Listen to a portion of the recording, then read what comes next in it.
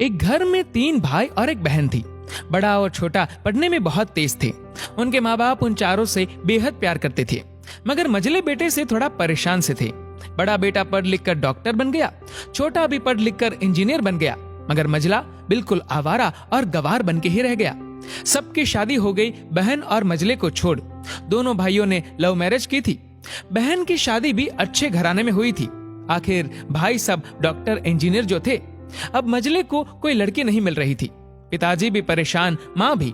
बहन जब भी मायके आती सबसे पहले छोटे भाई और बड़े भैया से मिलती, मगर मझले से कम ही मिलती थी, क्योंकि वह न तो कुछ दे सकता था और न ही वह जल्दी घर पे मिलता था। वैसे वह दिहाड़ी मजदूरी करता था, पढ़ नहीं सका था तो भला नौकरी कौन देता। मझले की शादी किए बिना पिताजी गुजर गए। माँ ने सोचा कहीं अब बंटवारे की बात न निकले, इसलिए अपने ही गांव से एक सीधी सादी लड़की से मझले की शादी करवा दी। शादी होते ही न जाने क्या हुआ कि मझला बड़े लगन से काम करने लगा। दोस्तों ने कहा, ए चंदू आज अड्डे पे आना। चंदू बोला, आज नहीं फिर कभी। दोस्त कहता है, अरे तू शादी के बाद तो जैसे बीवी का गुलाम ही हो गया है। चंदू ने कहा, अरे ऐसी बात नहीं, कल मैं अकेला एक पेट था तो अपने रोटी के हिस्से कमा लेता था, अब 2 पेट है आज, कल और होगा। घर वाले नालायक कहते थे पर चलता था, मगर मेरी पत्नी मुझे कभी नालायक कहे तो मेरी मर्दानगी पर एक भद्दी गाली है, क्योंकि एक पत्नी के लिए उसका पति उसका घमंड, इज्जत और उम्मीद होता है। उसके घर वालों ने भी तो मुझ पर भरोसा करके ही तो अपनी बेटी दी होगी, फिर उनका भरोसा कैसे तोड़ सकता हूँ। कॉलेज में नौकरी की डिग्री मिलती है और ऐसे संस्कार माँ बाप से मिलते हैं। इधर घर पे बड़ा और छोटा भाई और उनकी पत्नियां मिलकर आपस में फैसला करते हैं कि जायदाद का बंटवारा हो जाए, क्योंकि हम दोनों लाखों कमाते हैं मगर मझला ना के बराबर कमाता है। ऐसा नहीं होगा। माँ के लाख मना करने पर भी बंटवारे की तारीख तय होती है। बहन भी आ जाती है, मगर चंदू है कि काम पे निकलने के लिए बाहर आता है। उसके दोनों भाई उसको पकड़कर भीतर लाकर बोलते हैं कि आज तो रुक जा, बंटवारा कर ही लेते हैं। वकील कहता है, ऐसा नहीं होता, साइन करना पड़ता है।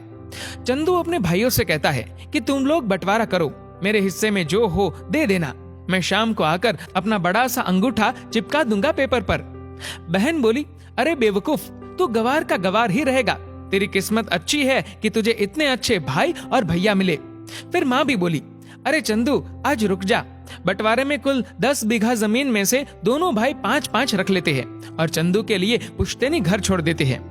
तभी चंदू जोर से चिल्लाता है, अरे फिर हमारी छुटकी का हिस्सा कौन सा है। दोनों भाई हंसकर बोलते हैं, अरे मूर्ख, बंटवारा भाइयों में होता है और बहनों के हिस्से में सिर्फ उसका मायका ही है। चंदू कहता है, ओ शायद पढ़ा लिखा न होना भी मूर्खता ही है। ठीक है, अब दोनों ऐसा करो, मेरे हिस्से की वसीयत मेरी बहन छुटकी के नाम कर दो। दोनों भाई चकित होकर बोलते हैं, और तू?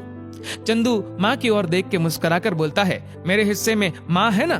फिर अपनी बीवी की ओर देखकर बोलता है मुस्कुरा के, क्यों चंदूनी जी, क्या मैंने गलत कहा? चंदूनी अपनी सास से लिपट कर कहती है, इससे बड़ी वसीयत क्या होगी मेरे लिए कि मुझे माँ जैसी सासू मिली और बाप जैसा ख्याल रखने वाला पति। बस यही शब्द थे जिन्होंने बंटवारे को सन्नाटे में बदल दिया। बहन दौड़कर अपने गवार भैया से गले लगकर रोते हुए कहती है कि माफ कर दो भैया मुझे, क्योंकि मैं समझ न सकी आपको। चंदू अपनी बहन से कहता है, इस घर में तेरा भी उतना ही अधिकार है जितना हम सभी का। माँ का चुनाव इसलिए किया ताकि तुम सब हमेशा मुझे याद आओ, क्योंकि ये वही कोख है जहाँ हमने 9 महीने गुजारे हैं। माँ के साथ तुम्हारी यादों को भी मैं रख रहा हूँ। दोनों भाई दौड़कर मजले से गले मिलकर रोते रोते कहते हैं, आज तो तू सचमुच का बाबा लग रहा है। सबकी पलकों पे पानी ही पानी। सब एक साथ फिर से रहने लगते हैं। जब लोग अनपढ़ थे तो परिवार एक हुआ करते थे। मैंने टूटे परिवारों में अक्सर पढ़े लिखे लोग देखे हैं। दोस्तों, इस वीडियो को लेकर आपकी क्या राय है नीचे कमेंट करके जरूर बताएगा। और अगर आपको वीडियो अच्छा लगा हो तो इस वीडियो को लाइक करेगा, शेयर करेगा ज्यादा से ज्यादा लोगों तक। और ऐसी और भी इंस्पिरेशनल वीडियोस के लिए सब्सक्राइब करें हमारे यूट्यूब चैनल को और फेसबुक पर फॉलो करें हमारे पेज को। धन्यवाद।